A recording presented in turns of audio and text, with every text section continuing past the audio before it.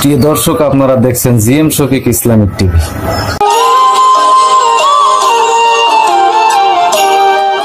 সুপ্রিয় দর্শক, আপনারা দেখছেন জিএম শফিকের কণ্ঠে কবিতা আবৃত্তি। কবিতার নাম আমায় ভুলে, কবি সানজিদা বিনা। তুমি যখন বসে থাকো আনমনে, তখন আমার খুব ইচ্ছে করে আমি বসে গিয়ে তোমার পায়ের কাছে, তোমার পা দুটো খুব শক্ত করে ধরে তোমার চোখের দিকে তাকিয়ে চিৎকার করে বিশ্ববাসীকে জানিয়ে দিই আমি তোমাকে খুব খুব খুব ভালোবাসি। আমি অর্ধ নগ্ন গায়ে আয়নার সামনে গিয়ে দাঁড়ালে তোমার চেহারাটা ভেসে ওঠে।